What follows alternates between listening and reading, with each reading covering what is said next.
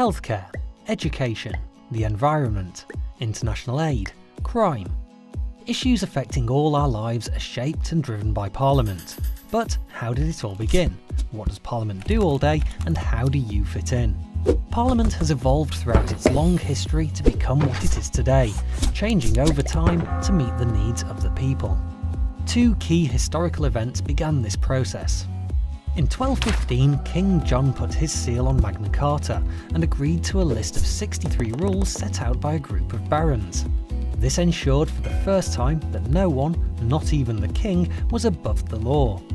50 years later, Simon de Montfort, for the first time, invited representatives of the towns and shires to his 1265 Parliament. These events established the foundations for the representative democracy we have today, and from this point onwards, the power to make decisions for the nation passed, over time, from the monarch to Parliament.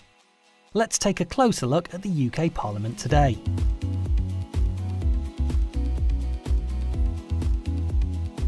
Parliament is made up of three parts: the House of Commons, the House of Lords and the Monarch. The House of Commons is the elected chamber of Parliament. It debates big issues, proposes laws, amends existing ones and challenges the government's work. There are 650 members of Parliament, or MPs, who each represent a constituency in the UK. They belong to either a political party or are independent, and are elected by constituents of the area they want to represent. The leader of the party that has the most MPs elected after a general election becomes the Prime Minister and heads up the government. They choose a cabinet made up of 20 senior ministers, who coordinate each government department's work. Parties not in power are called the opposition. MPs from the opposition and government question the government on policy and proposed laws. The Speaker keeps the House in order by chairing these debates. The House of Lords is the second chamber and shares the making and shaping of laws with the House of Commons. It has around 800 members, and it's made up mostly of life peers, and also includes hereditary peers and bishops. Lords are selected for their knowledge and experience, and hold government to account by using their expertise to look at laws and issues in detail. The monarch's role is mainly ceremonial. They meet the Prime Minister once a week to hear what's going on in Parliament and formally agree every new law. But that's not all. There are also people working behind the scenes who support the work of Parliament: clerks, librarians, researchers and many more. The government has been elected to run the country, and Parliament holds the government to account for us, the public. But how? Prime Minister's questions and ministerial questions give MPs and Lords the opportunity to challenge the government's policies. It's in these debates that they can share the views of their constituents and the public, and how new policies may affect them. Another important way Parliament can scrutinise or look in detail at the work of government is through select committees. Select committees analyse and scrutinise policy. They're made up of either MPs, Lords or a mixture of both. Together, committee members look at a particular subject and make recommendations on improvements. Witnesses with expertise in the area under scrutiny are called to give evidence, which is used to help shape the committee's inquiry. Members of the public, like you, with a view on the subject can also give evidence for consideration. At the end of an inquiry, a committee writes a report with recommendations that the government usually responds to within 60 days.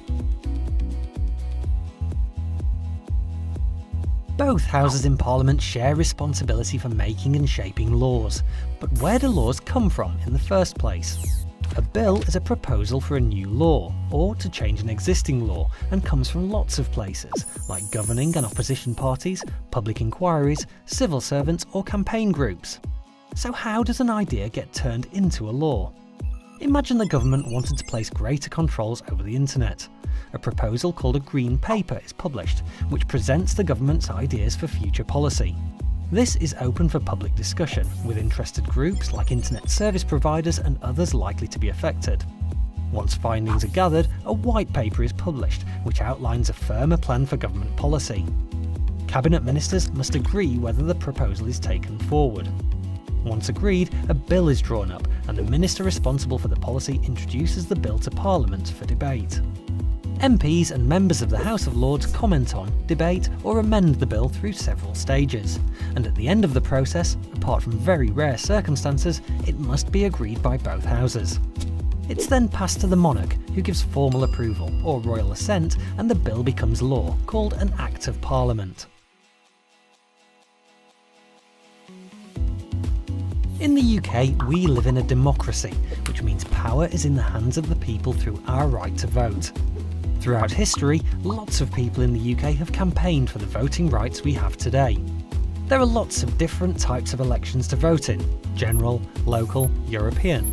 Let's take a closer look at how MPs are elected to the House of Commons through the general election. General elections take place in the UK usually once every 5 years, and every seat is up for grabs. On polling day, voters make a choice from a list of candidates. The candidate with the most votes then becomes that constituency's MP. OK, but how would I know who to vote for? Before elections, candidates need to campaign to get people to vote for them. Campaigning can involve handing out political leaflets, speaking in public debates, talking to people during door-to-door visits, and party political broadcasts. Parties standing for election publish a declaration of their policies during the campaign, called a manifesto. Once elected, an MP represents all their constituents, even the ones that didn't vote or voted for a different candidate. The party with the most MPs elected forms the government, and their leader becomes Prime Minister. And if there's a hung parliament, where there's no clear winner, then a minority government or a coalition government may be created, or a fresh election held. One way to have a say in how the country is run is to use your vote. You have to be 18 or over to vote in general elections, but you can register from the age of 16.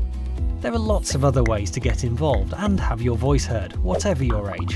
Remember, MPs represent all of their constituents. But how?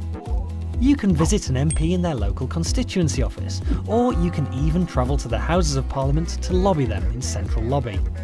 Lords have knowledge and experience in specific subject areas. You can look them up by policy interest on the Parliament website. Anyone can contact any Lord or their local MP by letter, phone or email to discuss an issue that's important to them or their community. Sometimes though, there's strength in numbers, so to get your voice heard, you could join the youth section of a party or the UK Youth Parliament. If you're passionate about an issue, you could start a petition for a cause either on paper or online, or join an existing campaign, pressure or protest group to influence decision making.